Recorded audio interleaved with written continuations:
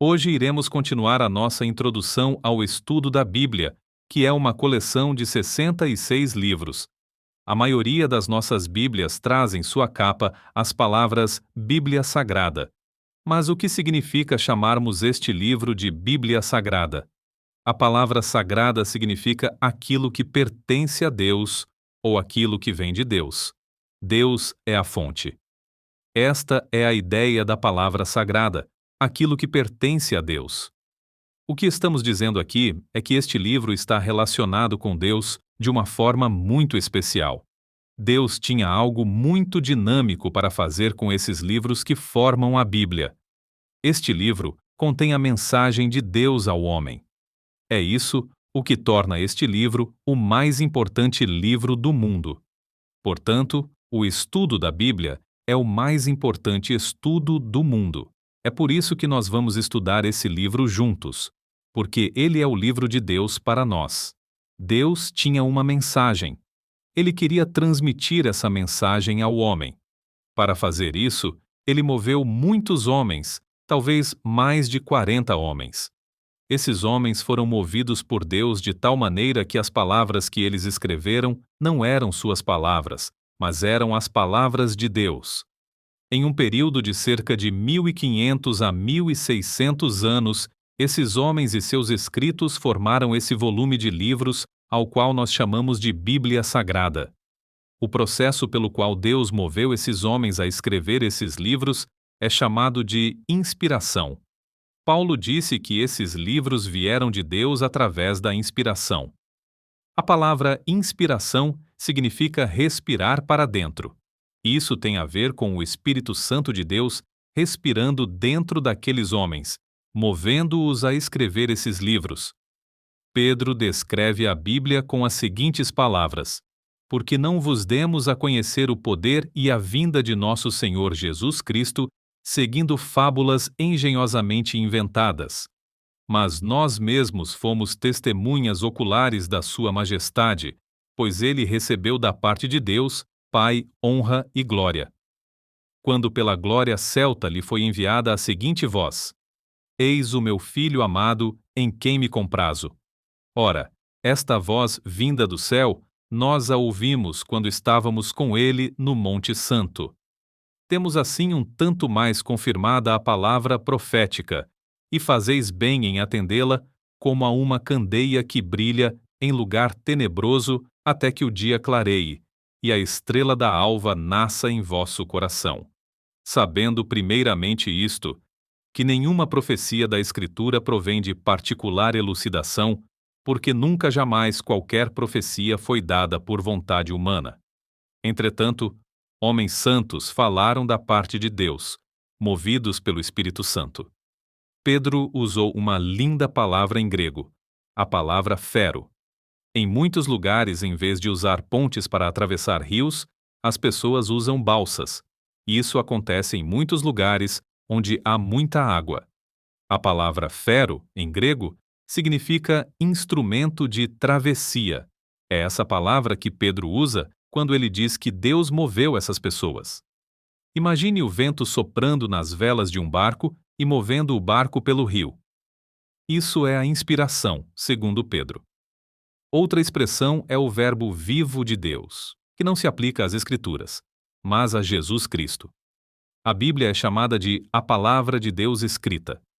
Jesus Cristo é chamado de o Verbo vivo de Deus ou a Palavra viva de Deus. Tudo o que ele foi, o que ele disse e o que ele fez foi a Palavra de Deus para nós. Deus disse muitas coisas para nós através deste livro, mas Deus disse muito mais coisas através do seu Filho Jesus Cristo. Eu gostaria de falar agora sobre a organização da Bíblia. Nessas primeiras lições, eu vou considerar que você nunca abriu a Bíblia antes. Se você já for um estudioso da Bíblia, tenha paciência. Nós alcançaremos você em algumas lições. Vamos lá! Os 66 livros da Bíblia estão organizados de acordo com o tipo de livros que são. Eles estão divididos em Velho Testamento e Novo Testamento, mas nem sempre foi assim. Nos dias de Jesus, por exemplo, Não havia divisão entre Velho Testamento e Novo.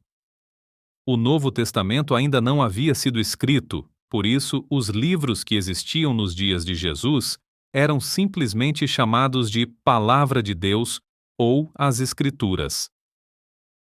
Somente depois que o Novo Testamento foi escrito e reunido numa coleção de livros é que foi feita a distinção entre Velho Testamento e Novo Testamento.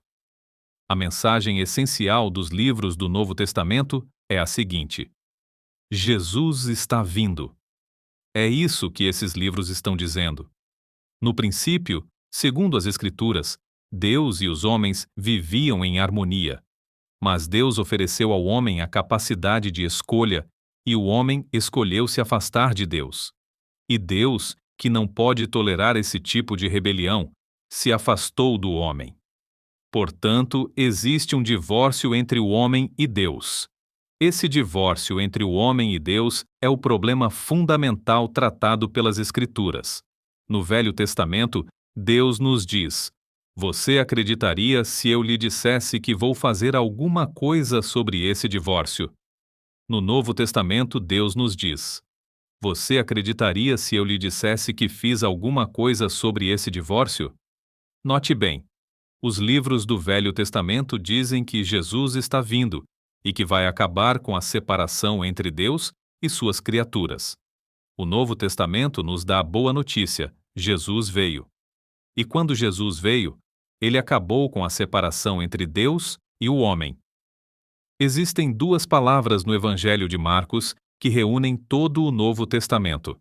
Essas palavras são simplesmente: Jesus veio.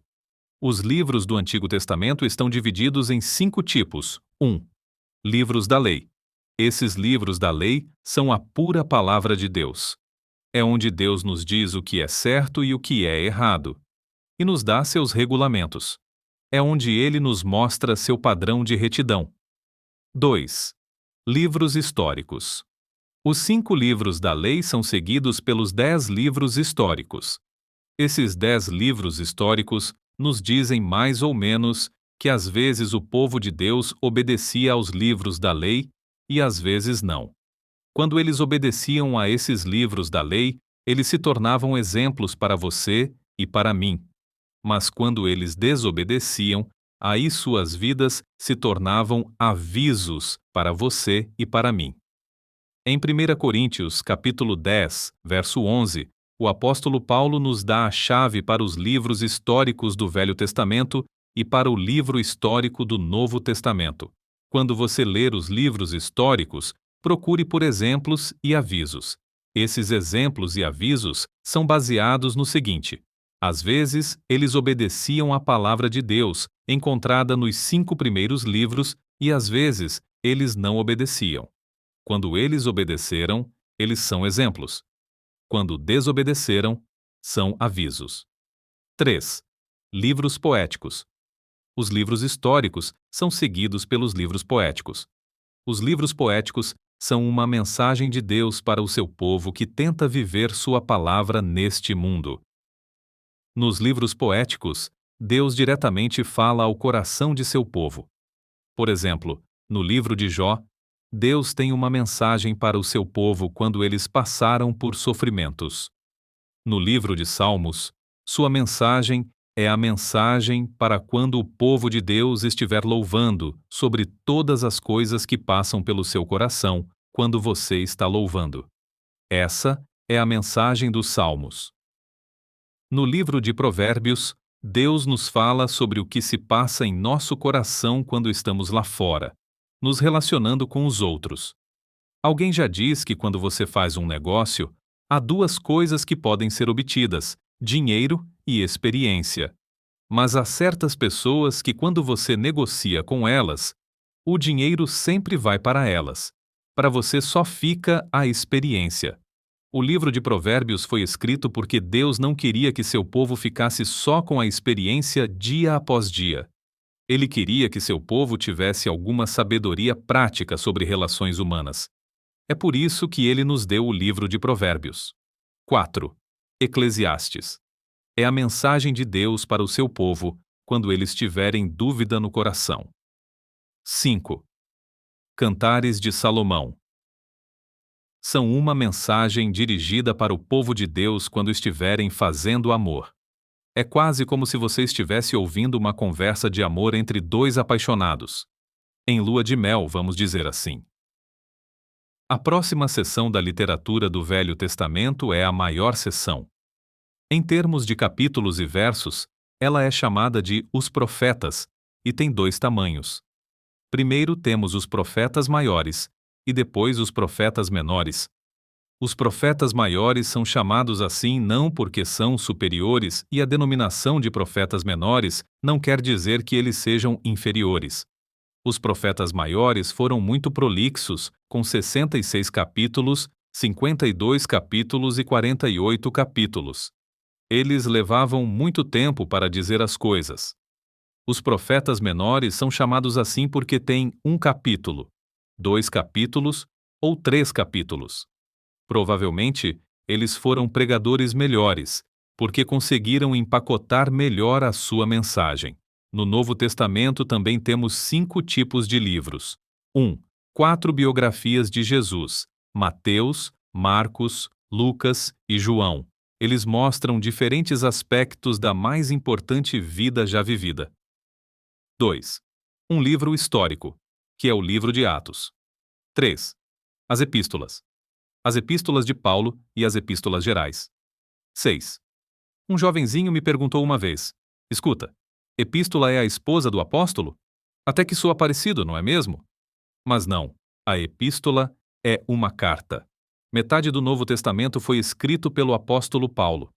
Em seguida vêm as cartas de Paulo e depois as cartas gerais, porque foram escritas por autores gerais para leitores gerais, pessoas que estão dispersas e vivendo em diferentes locais. O Novo Testamento encerra com um livro profético, o Apocalipse. É um livro de símbolos. Para entender de verdade esse livro chamado Apocalipse, é preciso da ajuda do Espírito Santo. A primeira frase fala logo da revelação de Jesus Cristo. Portanto, na Bíblia nós temos 66 livros, e esses livros estão organizados não de acordo com a época em que foram escritos, mas de acordo com o tipo de livros que são. Existem 5 tipos de livros no Velho Testamento: livros da lei, livros históricos, livros poéticos, profetas maiores, profetas menores. 7. Existem também 5 tipos de livros no Novo Testamento: 4 evangelhos, um livro histórico, as cartas de Paulo, as cartas gerais, um livro profético, que é o Apocalipse. 8. Leia o Velho Testamento lembrando qual é sua mensagem. Jesus está vindo. Esse é o verdadeiro assunto do Velho Testamento. Leia o Novo Testamento procurando a seguinte mensagem: Jesus veio. E vamos à sua primeira tarefa do curso? Memorize os nomes dos livros da Bíblia. Você deve pensar: por que será que ele pede que a gente memorize os livros da Bíblia? Ora, é para que você não fique envergonhado quando o pregador anunciar um texto de Ageu e você não souber se fica no Velho ou no Novo Testamento. Por isso, para saber onde estão localizados os livros da Bíblia, memorize seus nomes. Memorize lembrando seus títulos e aprenda a soletrar os nomes. Eu acho que isso vai ajudá-lo quando você for estudar a Palavra de Deus.